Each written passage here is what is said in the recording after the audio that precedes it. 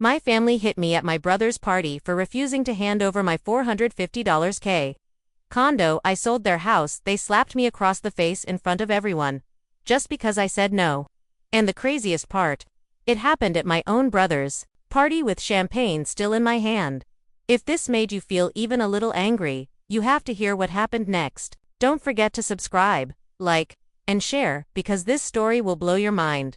I wasn't supposed to be there. Honestly, I had avoided most family events for years. But this time, it was my younger brother Josh's engagement party, and Mom guilt-tripped me hard. "Don't be selfish, Ethan.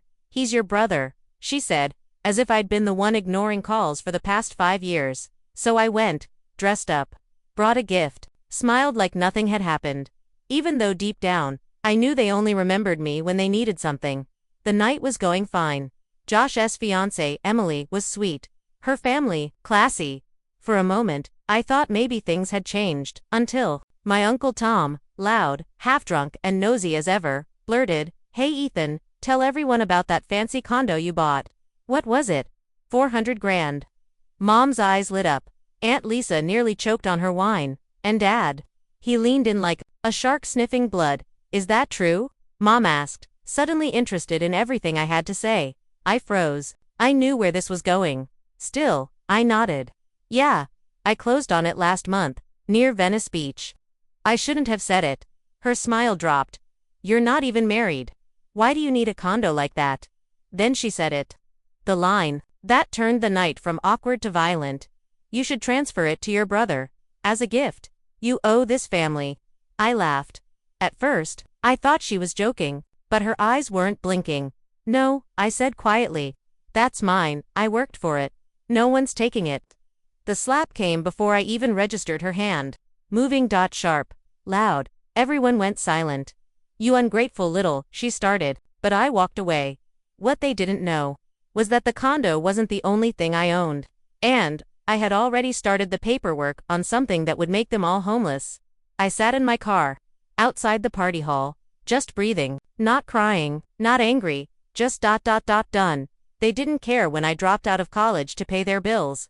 They didn't care when I skipped meals so my little brother could eat. And now that I finally had something of my own, they wanted to steal that too. The next morning, I called my real estate lawyer. "Jake, is the ownership transfer of the Maplewood property finalized?" I asked. He paused. "Yeah, yesterday." "Why?" I exhaled slowly. "List it today. Sell it. See, 5 years ago, when Dad was drowning in debt, I bought their house under my name to stop the bank from taking it. He promised it was temporary. Wasn't. They never even asked how I scraped up the down payment. Never knew. I slept in my car for a month to pull it off. They just moved in and forgot. Now they were living in my house trying to steal my condo. Not anymore." 2 days later, I got a message in the family group chat, the same one they kicked me out of last year. It was my mom. "Ethan, what's going on? We just got a letter saying the house is being listed for sale." I read the message while sipping coffee in my new condo. I didn't respond. A few hours later, Josh showed up at my place. He was shaking, pale, angry. "Bro, you can't do this. That's our home." "No," I said. "It's my property. I just let you pretend it was yours. You're ruining everything just because Mom slapped you?" He snapped. I smiled. "No. I'm just returning the favor. For the last 10 years. He stormed off. But the show was just getting started. The for sale sign went up within 48 hours. And just like clockwork, the phone calls began. First from Mom, crying. Then from Dad, threatening. Then Aunt Lisa, playing peacekeeper. Each one acting like I was the villain. Like I had ruined the family. Not one of them apologized. Not once did they ask, "Why are you doing this?" They still thought I was the same quiet kid who folded under pressure. They didn't know I'd spent the last 5 years building something they couldn't touch. Behind the scenes, I'd turned my side hustle coding mobile apps into a software startup. Late nights, cheap coffee, and silence. That's what my success was built on, and now, my company had just landed a 6-figure licensing deal with a Silicon Valley investor. That condo, a birthday gift to myself, and this house. Selling it was just the beginning. 3 days after the listing went public, a black Range Rover pulled into the driveway. A well-dressed couple stepped out, walked the property, and made an offer above asking price. I accepted on the spot. That night, I texted Josh, "You've got 2 weeks. After that, the keys go to someone else." He called me instantly. "You're seriously kicking out the whole family?" I didn't even flinch. "I'm not kicking you out. I'm just finally choosing myself." He was quiet. Then he said something that almost made me laugh. "Mom said you'd never survive without us." I smiled as I looked around my condo, sipping on a $300 bottle of wine from my fridge. "She's right," I said. "But I didn't survive. I thrived without you." The silence on the other end said everything. But the final twist, it was still coming. The morning they were forced to move out was the first time I saw my parents look small. Mom was standing on the porch, arms crossed, pretending like she still had some kind of control. Dad red-faced and pacing, muttering curses under his breath like a man who knew he'd lost. Josh, he didn't even make eye contact. A moving truck sat in the driveway. The new owners were arriving in less than 2 hours. And the house, their pride, their kingdom, was now just a listing I had signed over with a single stroke of a pen. As they packed up the last of their things, Mom finally broke the silence. "You think this makes you powerful? You think money replaces family?" Her voice cracked, but her ego didn't. I looked at her for a long second. "No, Mom," I said, calm and clear, "but respect does. And you lost that a long time ago." Josh stepped in, almost pleading. "Where are we supposed to go?"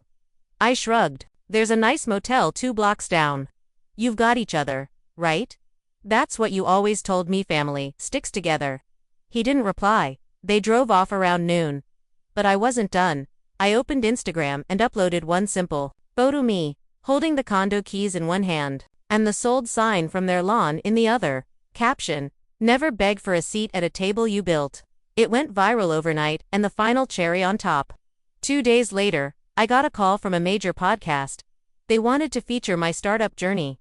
Not because I was rich, but because I built it quietly, under the weight of people who never believed in me. I smiled, leaned back, and said, "Sure. But only if I get to tell the part where they slapped me before they knew who I really was." A week later, the podcast episode dropped and it exploded. Thousands of comments poured in. He built a tech empire and they still treated him like trash. This is the revenge story we needed today. Man sold the entire house like it was a used couch. Legend. It didn't just go viral, it changed everything. Investors who once ghosted me were now begging for meetings.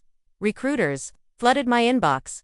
Even a streaming platform reached out, asking if I'd be open to selling my story rights. Meanwhile, my family, they were staying in a rented basement apartment in the suburbs. I didn't need to spy. Josh told me everything, even though he swore he wouldn't. Mom was still blaming me. Dad was depressed, and Aunt Lisa was praying for a miracle. But I wasn't done climbing.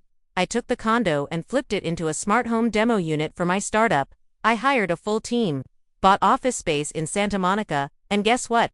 I named the company Maplewood Tech after the house they tried to steal. My revenge wasn't just the house sale, it was the legacy I built from it. I turned their insults into income, their rejection into recognition. Months passed. Then, one rainy afternoon, Josh showed up again. He looked different this time. No anger, just tired eyes. "I messed up," he said quietly. "We all did." I didn't say anything. He reached into his bag and pulled out something. A photo. It was me, as a kid, sitting at my computer in the old Maplewood house. He'd framed it. "I found this while we were packing. Thought you should have it." I took it. Not because I forgave him, but because that kid in the photo, he deserved to see how far we'd come. That night, I hung it in the office, right above the company logo. Not as a reminder of the pain, but as proof that sometimes, the people who push you down are the very reason you rise.